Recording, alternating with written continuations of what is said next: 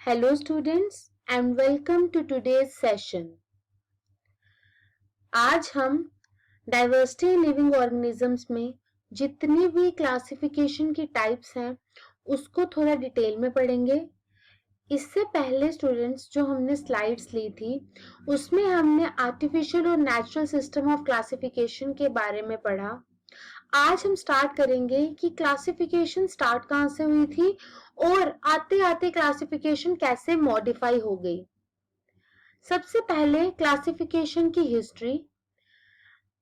Aristotle was the scientist जिसने start किया और उसने सिंपल मॉर्फोलॉजिकल कैरेक्टर्स लिए। बच्चे दो टर्म्स होती हैं साइंस में, one is morphology and other is anatomy. अगर मैं मॉर्फोलॉजी की बात करती हूँ तो जितने भी एक्सटर्नल कैरेक्टर्स हैं वो सब मॉर्फोलॉजी में आते हैं और जितने भी internal like digestive system, heart, lungs वो एनाटॉमी में आते हैं। तो उसने सिर्फ एक्सटर्नल कैरेक्टर्स को लेके जैसे प्लांट्स के बाहर की जो उसकी अपीयरेंस है उसको देख के उसने हर्ब, श्रब्स और ट्रीज में क्लासिफाई कर दिया और एनिमल्स को उसने रेड ब्लड्स और जिनमें रेड ब्लड्स नहीं होगा उसमें क्लासिफाई कर दिया। तो ये क्लासिफिकेशन कोई वैलिड क्लासिफिकेशन नहीं थी। फिर क्लासिफिकेशन आई जो कार्लस लाइनस ने दी जिसमें उसने पूरे के पूरे वर्ल्ड, पूरे किंगडम को दो में डिवाइड कर दिया, प्लांटे एंड एनिमेलिया। ये सिस्टम अभी तक यूज होता है लेकिन कुछ मॉडिफिकेशंस के साथ। इसने कुछ ड्रॉबैक्स रहे इसके। इन्होंने यूकैरियोटिक और प्रोकैरियोटिक की बात नहीं की। यूकैरियोटिक मतलब जिनमें ट्रू न्यूक्लियस प्रेजेंट है और प्रोकैरियोटिक मतलब जिनमें प्रिमिटिव न्यूक्लियस प्रेजेंट है। इन्होंने यूनिसेलुलर और मल्टीसेलुलर ऑर्गेनिजम्स की बात नहीं की। इन्होंने हमें ग्रीन एल्गी और जो नॉन फोटोसिंथेटिक ऑर्गेनिजम्स थे उनको डिफरेंशिएट करना नहीं बताया। तो ये क्लासिफिकेशन भी कहीं ना कहीं पे फेल हुई लेकिन आज भी यूज की जाती है विद सर्टेन मॉडिफिकेशंस। और क्या थी ये टू किंगडम क्लासिफिकेशन? ये कार्लस लाइनस ने दी थी इन 1758। इन्होंने पूरे किंगडम को दो में डिवाइड किया, प्लांटे एंड एनिमेलिया। इन्होंने प्लांटे ऑर्गेनिजम्स जो इनकॉर्पोरेट किए वो थे bacteria, fungi, algae, liverworts, mosses, ferns, conifers और फ्लावरिंग प्लांट्स। और जो इन्होंने एनिमेलिया में डाले वो थे protozoans, sponges, jellyfishes, worms, insects, sharks, bony fishes, crabs, centipedes and multipedes. इसमें आपके पास एंड्स, टर्माइट्स आ जाते हैं, फ्रॉग्स, लीजर्ड्स, बर्ड्स और मैमल्स में। इस तरह से इन्होंने पूरे के पूरे किंगडम को प्लांट और एनिमल में डिफरेंशिएट कर दिया। और जो इन्होंने बेसिस लिया कि किस बेसिस पे प्लांट्स और एनिमल्स जो हैं वो डिफरेंशिएट होंगे, वो क्या थे कि प्लांट्स की जो बॉडी है वो एसिमेट्रिकल है, मतलब उसको आप किसी भी तरीके से दो इक्वल पार्ट्स में डिवाइड नहीं कर सकते। और एनिमल्स की बॉडी क्या है? सिमेट्रिकल है, मतलब अगर आप उनको सेंटर से काटेंगे तो वो दो इक्वल पार्ट्स में डिवाइड हो जाएगी। प्लांट्स जो है वो मोस्टली फिक्स्ड होते हैं और एनिमल्स मूव कर सकते हैं अपने मसल्स के साथ। प्लांट्स ऑटोट्रॉफिक होते हैं और वो डिपेंड करते हैं एनिमल्स किसी और पे। प्लांट स्टोर करके रख सकते हैं फूड को in the form of starch, लेकिन जो एनिमल्स हैं वो अपना फूड स्टोर करते हैं in the form of glycogen. तो ये कुछ डिफरेंसेस थे जिसके बेसिस पे उन्होंने ये जो ऑर्गेनिजम्स हमने इससे पहले की स्लाइड में बात की कि प्लांट्स में ये है, एनिमल्स में ये है, उनके बेसिस यही था। और डीमेरिट्स रहे इसके बहुत सारे। इन्होंने कुछ लोअर ऑर्गेनिजम्स को जिनके पास प्लांट्स और एनिमल्स दोनों के कैरेक्टर्स थे उनको डिफरेंशिएट नहीं किया, जैसे यूग्लिना। इसमें क्या होता है बच्चे, इसमें इसका फीचर ये है कि इसके पास फ्लैजिला होता है और जिनके पास भी फ्लैजिला होता है ना वो मूव कर सकते हैं। इनके पास माउथ भी है और पावर ऑफ कॉन्ट्रैक्टिंग बॉडी। बच्चे ये अर्थवर्म के जैसी होती है, जैसे अर्थवर्म अपनी बॉडी को कॉन्ट्रैक्ट, रिलैक्स कर सकता है वैसे ये भी कर सकता है। और इसके पास सेल वॉल नहीं है।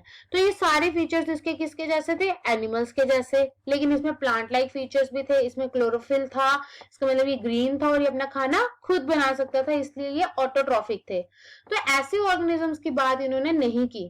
क्लेमाइडोमोनास जो मोटाइल होते हैं, मोटाइल मतलब जो मूव कर सकते हैं विद अ फिक्स शेप। इनकी जो शेप होती है वो चेंज नहीं होती, लेकिन अगेन ये ग्रीन भी होते हैं और ऑटोट्रॉफिक भी होते हैं विद सेल वॉल, तो इनको भी ये डिफ्रेंशिएट नहीं कर पाए। अगेन लाइकन्स, बच्चे ये जो लाइकन्स होते हैं ये बड़े यूनिक ऑर्गेनिजम्स हैं, ये एक कॉम्बिनेशन में रहते हैं विद एल्गी एंड फंजाई। ये एल्गी और फंजाई बच्चे जब इनके साथ कॉम्बिनेशन में रहते हैं ना, तो ये सिम्बियोटिक एसोसिएशन फॉर्म करते हैं। और ये ऐसे होते हैं कि जो फंजाई होता है और एल्गी होता है, ये दोनों एक दूसरे की हेल्प करते हैं। एल्गी उसे खाना बना के देता है और जो फंजाई होता है वो क्या करता है, उसको जगह प्रोवाइड करता है, तो दोनों को बेनिफिट होता है म्यूचुअल। तो ऐसे ऑर्गेनिज्म को ना ही तो आप प्लांट्स कह सकते हैं ना ही एनिमल्स, तो लाइकन्स को भी डिफ्रेंशिएट नहीं किया जा सकता। फिर बैक्टीरिया को भी डिफिकल्टी आई इनको प्लांट और एनिमल्स में डिफरेंशिएट करने में, जो नहीं हो सके। क्यों? क्योंकि इसको प्लांट्स में डाला गया लेकिन इनके पास सेल वॉल भी होती है और इनमें से कुछ ऐसे होते हैं जो ऑटोट्रॉफिक होते हैं। तो अगर हम बात करें इन सब की, तो ये इस तरह से वर्क नहीं किया। इसके और भी डीमेरिट्स हैं, लाइक फंजाई, ये एक नॉन ग्रीन विदाउट क्लोरोफिल है, ये इमोबाइल है, मूव नहीं कर सकता, इसके पास सेल वॉल भी है। सो ये रॉन्गली इसको उन्होंने प्लांटे किंगडम में डाल दिया था। टू किंगडम क्लासिफिकेशन ने ये नहीं सोचा कि जब स्टार्ट हुआ था, बिगनिंग हुई थी, तो कोई भी ऑर्गेनिज्म ना ही तो प्लांट था ना ही एनिमल था, ये दोनों के दोनों तो बाद में इवॉल्व हुए थे। तो इस चीज को भी उन्होंने माइंड में नहीं रखा और पूरे के पूरे उसको प्लांट और एनिमल में डिवाइड कर दिया। देन वी हैव वायरसेस, इनकी तो हमेशा से टेक्सोनोमिक प्रॉब्लम रही। टेक्सोनोमिक प्रॉब्लम मतलब इनको कोई भी प्रॉपर क्लास नहीं दी जा सकती, क्योंकि आउटसाइड द बॉडी क्या रहते हैं, अगेन अगर हम बात करें इमॉर्टल, और अगर हम बात करें अगर ये इनसाइड चले जाएं बॉडी के, तो ये अलाइव हो जाते हैं। Outside body they are dead and inside body they are alive. तो since you have seen corona virus, जो जिसने इस टाइम के लिए पूरी स्टडीज को ही चेंज कर दिया, तो viruses was of taxonomic problem. तो इतने सारे डीमेरिट्स के साथ तो ये वाली क्लासिफिकेशन वैलिड नहीं हो सकती थी, इसलिए हमारे पास आई 5 किंगडम क्लासिफिकेशन, जो आज के टाइम पे यूज की जाती है। और ये 5 किंगडम क्लासिफिकेशन क्या थी? ये आर.एच. विटेकर ने दी थी इन 1969। उसने पूरे किंगडम को 5 में डिवाइड किया, Monera, protista, fungi, Plantae and animalia, जो आपने इस पूरे 11th में इन डिटेल पढ़ने हैं। इनका जो क्राइटेरिया था कि सेल का स्ट्रक्चर कैसा होगा, थैलस की ऑर्गेनाइजेशन क्या, थैलस मतलब बॉडी की ऑर्गेनाइजेशन, क्या मोड ऑफ न्यूट्रिशन वो यूज करते हैं, रिप्रोडक्शन कैसे करते हैं, और फाइलोजेनेटिक रिलेशनशिप मतलब फॉसिल्स का रिलेशनशिप भी इसमें देखा गया। तो लिविंग वर्ल्ड को इन्होंने 5 में डिवाइड किया, Monera, protista, fungi, Plantae and animalia. क्या बेसिक चीज थी जो इन्होंने यूज की? सबसे पहला इन्होंने लिया बच्चे कंप्लेक्सिटी ऑफ सेल स्ट्रक्चर। बच्चे बहुत बारी एग्जामिनेशन पॉइंट ऑफ व्यू से आपको ये क्वेश्चन पूछा जाता है that what was the criteria for the 5 kingdom classification. सबसे पहले इन्होंने सेल स्ट्रक्चर लिया, या तो वो प्रोकैरियोटिक होंगे या यूकैरियोटिक।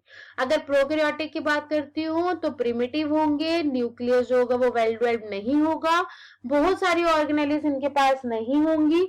और यूकैरियोटिक की बात करूं तो एडवांस्ड न्यूक्लियस होगा, बहुत सारी सेल ऑर्गेनेलिस इनके पास होंगी और ये मोस्टली मल्टीसेलुलर होंगे। तो जो सिंपल प्रोकैरियोटिक सेल्ड ऑर्गेनिजम्स थे ना, उनको मोनेरा किंगडम में डाल दिया गया। Complexity of the body organisation, या तो यूनिसेलुलर होंगे या मल्टीसेलुलर, मतलब या एक सेल से बने होंगे या बहुत सारे सेल से।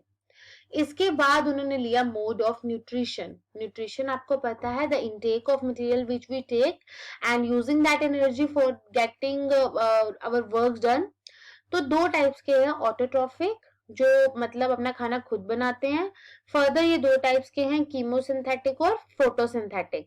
कीमोसिंथेटिक का मतलब है जो केमिकल की प्रेजेंस में अपना खाना बना रहे हैं, और फोटोसिंथेटिक का मतलब है जो लाइट की प्रेजेंस में अपना खाना बना रहे हैं। फिर इन्होंने ऑर्गेनिजम्स की एक टाइप ली, हेटेरोट्रॉफिक, जो किसी और पे डिपेंड करते हैं फॉर गेटिंग देयर फूड। और ये फर्दर टाइप्स में है, इंजेस्टिव या होलोजोइक, जो अपने माउथ का यूज करते हैं for getting food. Then saprophytic, जो किसी डेड ऑर्गेनिज्म पर डिपेंड करते हैं और एब्जॉर्ब करते हैं फूड वहां से। देन वी हैव पैरासिटिक, जो किसी की बॉडी के इनसाइड या आउटसाइड रहते हैं और वहां से खाना लेते हैं। जिसकी बॉडी के इनसाइड या आउटसाइड रहते हैं उस बॉडी को होस्ट कहा जाता है, और जो उन पे रहता है उनको पैरासाइट कहते हैं। तो ये भी एक क्राइटेरिया था जिसके बेसिस पे उन्होंने ऑर्गेनिज्म को डिफरेंशिएट किया, जो हम फर्दर पढ़ेंगे कि हर एक किंगडम में कैसी कैसी टाइप की न्यूट्रिशन रही।